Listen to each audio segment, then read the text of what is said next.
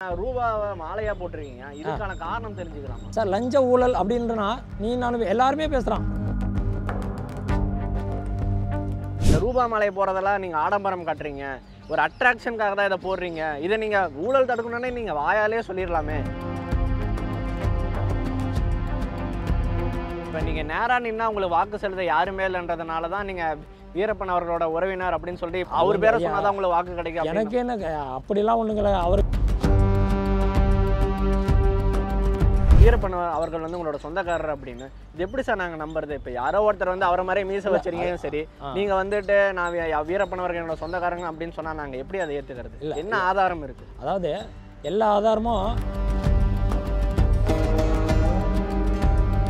எலெக்ஷன்லயே வித்யா வீரப்பன் அவர்களும் நிற்கிறாங்க எலெக்ஷனில். சப்போஸ் உங்களுக்கு வீரப்பன் அவர்களோட சித்தாந்தம் அவரோட கொள்கைகள் பிடிச்சிருந்தா நீங்கள் வித்யா வீரப்பனை சப்போர்ட் பண்ணலாமே. அவங்களுக்கு ஆதரவு அவங்களுக்கு ஆதரவாக நீங்கள் போய் மக்கள்கிட்ட பிரச்சாரம் பண்ணலாமே. நீங்களே எலெக்ஷனில் நிற்கணும்னு என்ன இருக்குது? கரெக்டு தான் நீங்கள் கேட்குறது அருமையான கேள்வி.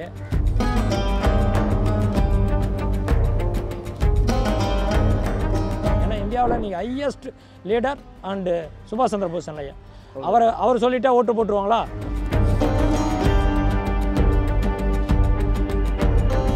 வணக்கம் நேயர்களே, இன்னைக்கு நம்ம யாரை பார்க்க போறோம்னா அகில இந்திய ஊழல் தடுப்பு கூட்டமைப்போட தலைவர் அக்னி ஆழ்வாரை தான் மீட் பண்ண போறோம். சார் வணக்கம். சார் வணக்கம் சார், எப்படி சார் இருக்கீங்க? நல்லா இருக்குங்க, நல்லா இருக்கு. ஓகே சார், உங்களை பற்றி நிறைய விஷயங்கள் நாங்கள் கேட்டு தெரிஞ்சுக்கிட்டோம். வரக்கூடிய பாராளுமன்ற எலெக்ஷனில் தருமபுரி தொகுதி மற்றும் மத்திய சென்னையில் நீங்கள் போட்டி போடுறீங்க. இந்த தேர்தலில் போட்டி போடுறதுக்கான காரணம் என்ன சார்? நான் வந்து இது எனக்கு வந்து 50வது தேர்தல். அதனால் நமக்கு இந்த தேர்தல்லாம் நாங்கள் தேர்தல் நாயகன் தான் என்ன மேக்ஸிமம் கூப்பிடுவாங்க. அது மட்டும் இல்லாமல் நம்ம அமைப்பு சார்ந்து நிறைய தொண்டுகள் செஞ்சுட்டு வந்துட்டுருக்கோம். ஓகே, ஊழல் அகில இந்திய ஊழல் தடுப்பு கூட்டமைப்பு அதில் வந்து அதாவது இப்போ கூட ஜஸ்ட்டு தலைமை தேர்தல் அதிகாரிகிட்டையும் உள்துறை செயலாளர்கிட்டையும் பார்த்து சில பொது சேவைக்கான பெட்டிஷன் தான் கொடுத்துட்டு வந்திருக்கோம். மக்களுக்கு என்னென்ன இடையூறுகள் இருக்குது, இந்த தேர்தலில் மக்களுக்கு என்னென்ன நல்ல பணிகள் நடக்கணும் அப்படின்றத பற்றி பெட்டிஷனாக கொடுத்துட்டு வந்திருக்கோம். அதனால் இந்த தேர்தல் எங்களுக்கு வந்து அகில இந்திய ஊழல் தடுப்பு கூட்டமைப்பு சார்பாக ஒரு 50வது தேர்தலை சந்தித்து வந்துட்டு இருக்கோம். வேறு என்ன ஐயா உங்களுக்கு? கட்சி பேரே வித்தியாசமாக இருக்குது. ஒன்று அகில இந்திய ஊழல் தடுப்பு கூட்டமைப்பு, ஒன்று நீங்கள் திராவிடம் வச்சுருக்கலாம், இல்லை திராவிடம் இல்லாத வேற ஒரு பேர்கள் வச்சுருக்கலாம். ஆனால் இந்த ரொம்ப ஸ்பெசிஃபிக்காக அகில இந்திய ஊழல் தடுப்பு கூட்டமைப்பு, இந்த ஊழலில் மையமாக வச்சு ஏன் ஆரம்பிக்கணும்னு தோணுச்சு? மக்களுக்கு வந்து ஒரு விழிப்புணர்ச்சி வேணும். அவங்க வந்து ஒரு இடத்துக்கு வரும்போது எல்லாருமே வந்து அதாவது ஒரு கலெக்டர் கூட என்ன பவர் கொடுத்துருக்காங்களோ அவங்களுக்கு அந்த போஸ்டிங் கொடுக்கும்போதே யார் வந்து மனு கொடுத்தாலும் வாங்கி அவங்களுக்கு நீங்கள் என்ன படித்து அதாவது எழுதியிருக்கின்றதை அவங்களுக்கு ஒப்பிக்கணும். இதுதான் உங்கள் கம்ப்ளைண்ட்டா அப்படின்னு கேட்டு அந்த மனு வாங்கி அவங்களுக்கு நம்ம செய்யணும். அதை யாருமே செய்கிறதில்ல.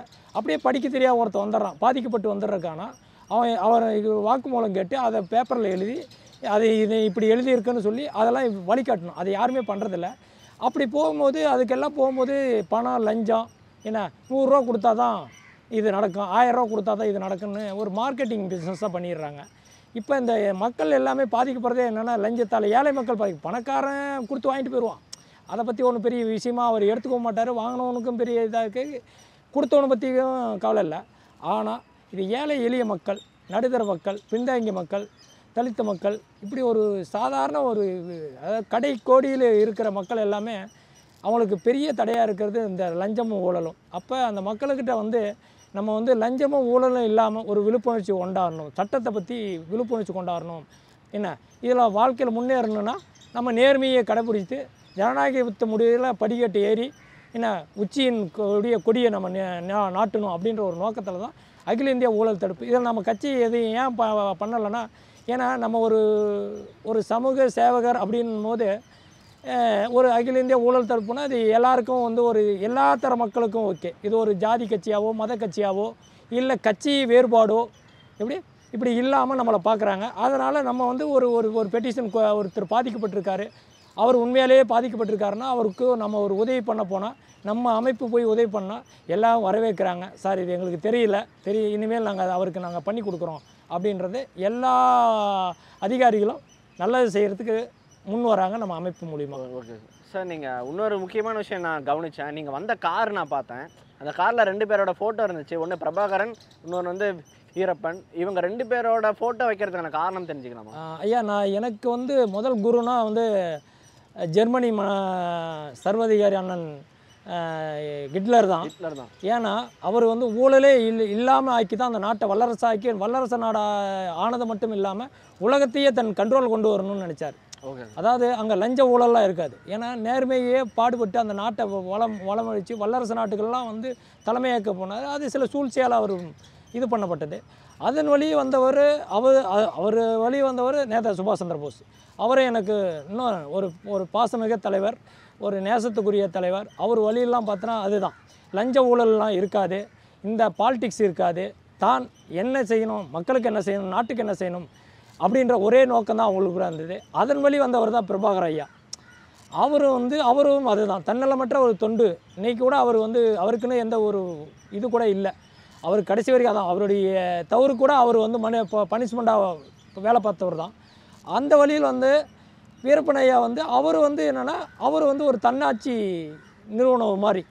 அவர் வந்து நேர்மை, உண்மை, யாரையும் வந்து தவறாக பேசுகிறதையோ இல்லை தவறாக சித்தரிக்கிறதையோ, என்ன காட்டில் 1000 அவரை சுட்டு கொண்டா கூட ஒரு பாமரனை பாதிக்கப்படாதவனை அவர் சுட்டு கொள்ளறதில்ல. அந்த நேர்மை, இதேமாரி பெண்களை தொடுறதில்ல, பணத்துக்காக எங்கேயும் எந்த ஒரு தவறான செயலும் செய்யலை.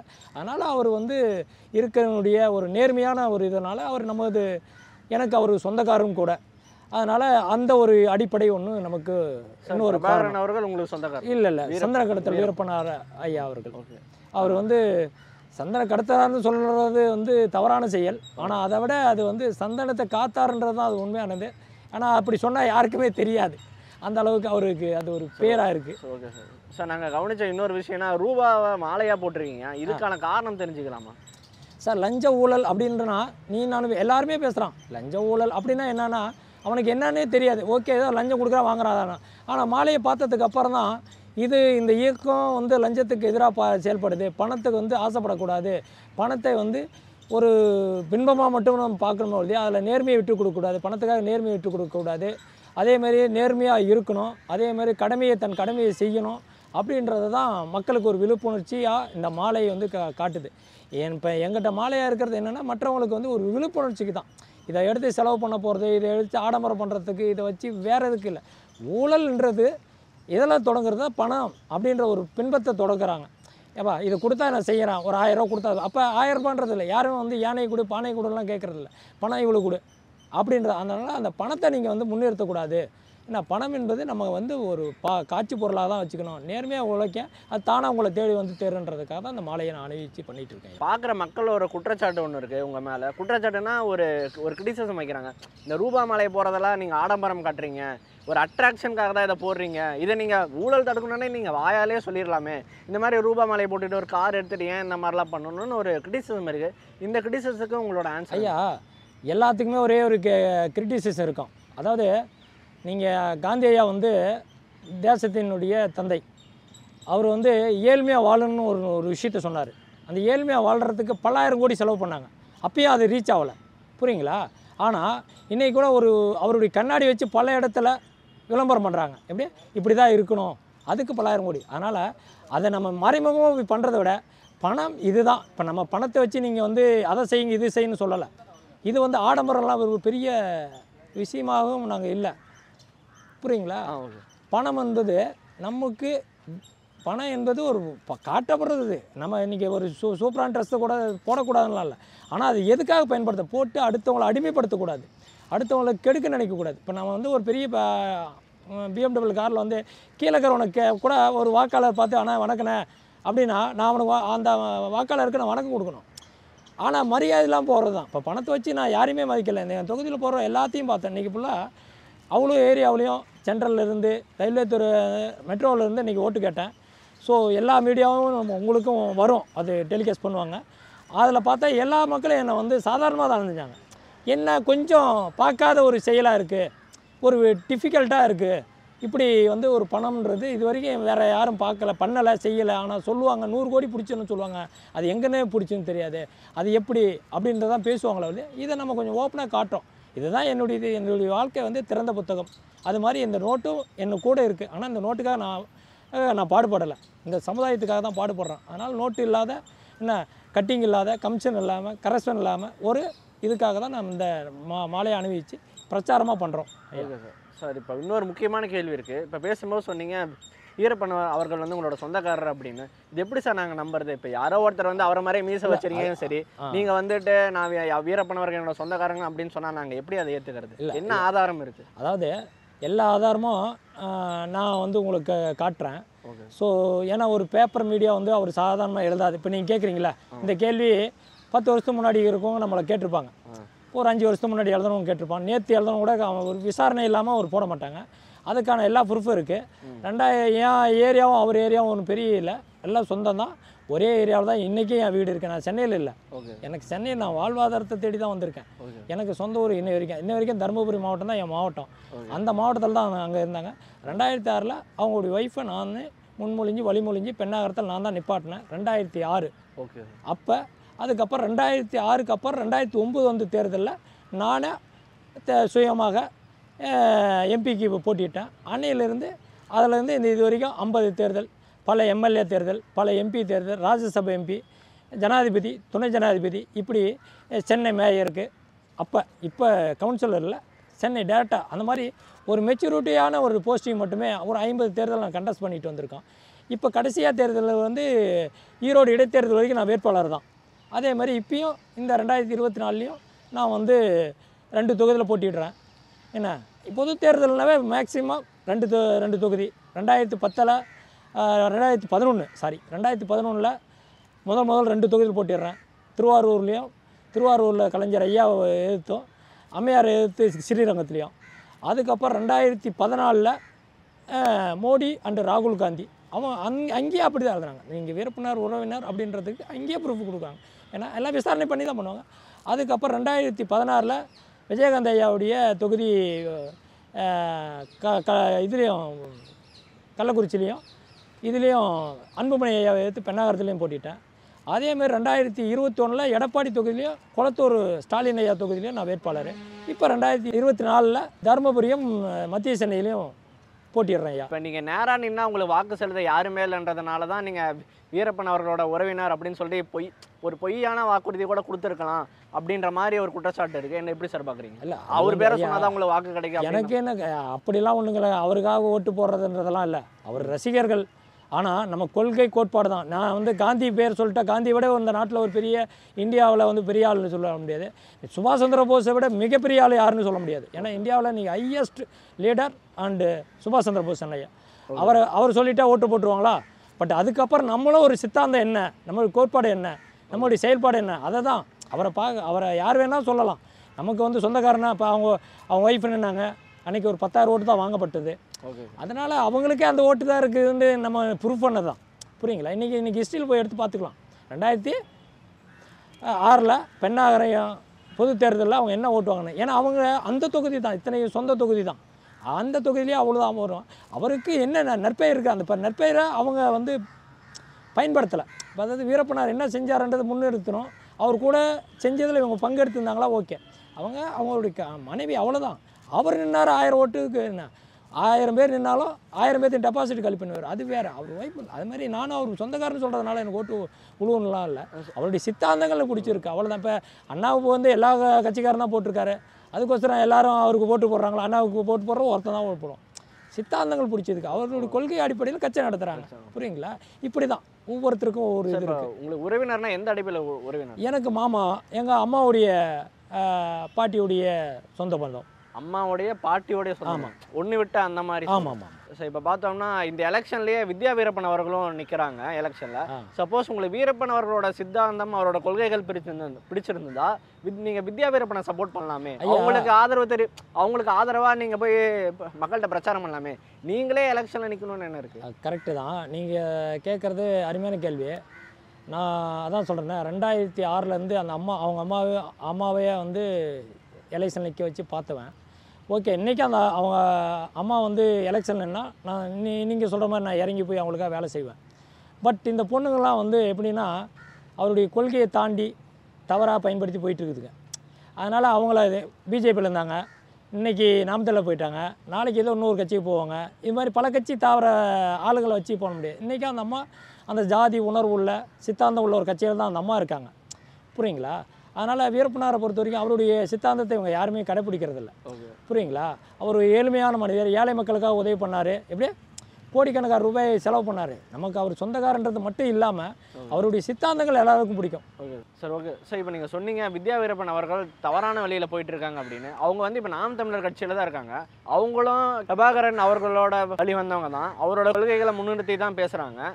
நீங்களும் பிரபாகரன் அவர்களோட கொள்கைகளை முன்னிறுத்தி தான் பேசுகிறீங்க. அது எப்படி அவங்க மட்டும் தவறான வழியில் போகிறதா இருக்கும்? இல்லை, அப்படியே எனக்கு என்னென்னா, ஐயா அவர் வந்து நம்ம வந்து நாம் தமிழர் வந்து நமக்கு பிடிக்காத கட்சியே வெறுக்காத கட்சியெல்லாம் இல்லை. நான் என்ன சொல்கிறேன்னா, இல்லை சார், இல்லை என்ன சொன்னீங்கன்னா தவறான வழியில் போகிறாங்க சொன்னீங்க. நாம் தமிழர் கட்சி அவங்களும் பிரபாகரனை தான் முன்னிறுத்தி போகிறாங்க.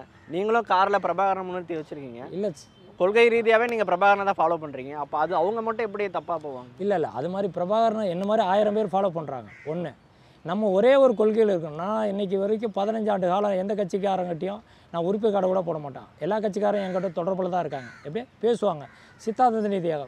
பிரபாகரன் ஐயா போட்டு அரசியல் பண்ணுற பல கட்சிகள் இருக்குது.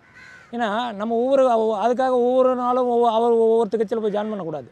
என்ன, ஒரு கொள்கை பிடிப்பாடு இருக்கணும். நீ பேசு, ஒன்றும் இல்லை, உனக்கு ஒரு அமைப்பு வச்சுருந்தேன், அந்த அமைப்பு என்னாச்சு, இது மாதிரி பல இது இருக்குது. அதனால் நம்ம அவங்க சித்தாந்தம் பிரபாகரன் ஐயாவோட வழி, வீரப்பனார் வழின்றது ஒன்று தான். ஆனால் 100 பேரும் ஒரே மாதிரி பண்ண முடியுமான்றது ஒரு இருக்குல்ல.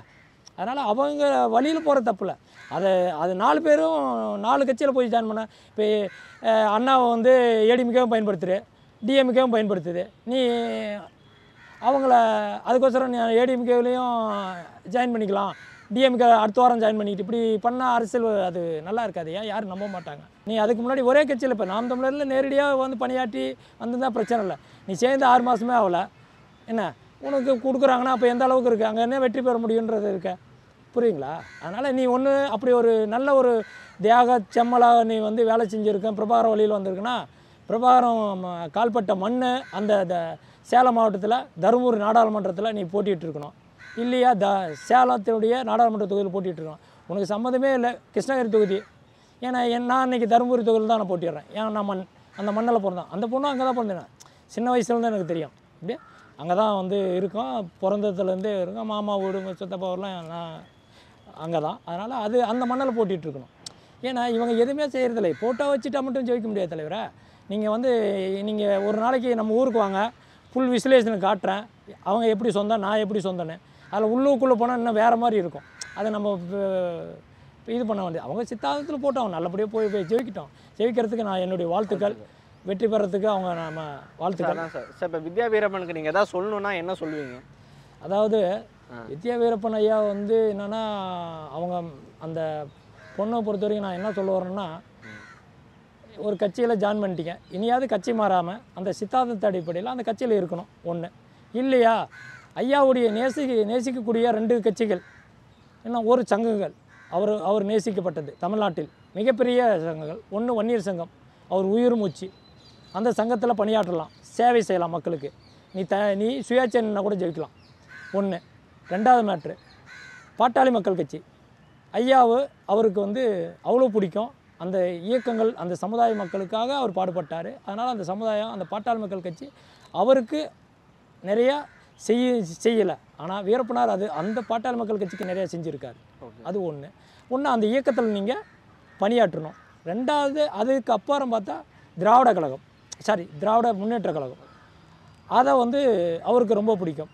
ஏன்னா எம்ஜிஆர் கூட எல்லார் நாடே இன்றைக்கி தமிழ்நாட்டில் எம்ஜிஆர் பிடிக்கணுவார். ஆனால் ஐயா வீரப்பனார் மட்டும் எனக்கு கலைஞர் பிடிக்கின்ற மாதிரி தான் பேசுவார். ஸோ உங்களுக்கெல்லாம் தெரியும், 93 சன் டிவி பேட்டியெல்லாம் நிறையா பார்த்துருப்பீங்க. திராவிட ஐயாவுக்கு அம்மையார் பிடிக்காது, இருந்தாலும் அந்த அம்மையாரை கூட நம்ம குறை சொல்ல முடியாது. ஆனால் அந்த மறைவுக்கு பின்னாடி அந்த குடும்பத்தையே கூப்பிட்டு உங்களுக்கெல்லாம் நான் எதாவது செய்யணும்லாம் சொன்னாங்க. பட் அது அவங்க ஏற்றுக்கல, அது அவங்களுடைய மனநிலை. ஆனால் அவர் கடைசியில் அந்த அம்மாலாம் வந்து நீயும் ஒரு பெண், நானும் ஒரு பெண், நடந்து விட்டது, உனக்கு நான் என்ன எதாவது செய்யணும் அப்படின்னு சொல்லி அவங்க மனைவி கூப்பிட்டு வச்சு பேசின ஒரு இதெல்லாம் இருக்குது. அது கூட இன்றைக்கி வந்து அம்மா இருக்க வரைக்கும் அந்த கட்சி வேறு. இன்றைக்கி வந்து ஏடிஎம்கேவும் ஐயாவுக்கு வந்து சப்போர்ட்டாக தான் இருக்குது. இன்றைக்கி எடப்பாடி ஐயாவுடைய தலைமையில் இன்றைக்கி அதிமுக வந்து வேறு மறுமலர்ச்சியில் இருக்குது. அப்படியே இன்றைக்கி ஒரு தேசிய கட்சியில் அளவுக்கு ஒரு நல்ல ஒரு பொது உடைமை கட்சியாக இன்றைக்கி இருக்குது. அதில் பணியாற்றலாம், தப்பு இல்லை. இவ்வளோ நேரம் நான் கேட்ட கேள்விக்கு பொறுமையாக போட சொன்னீங்க. ரொம்ப நன்றி சார். நன்றி ஐயா, நன்றி.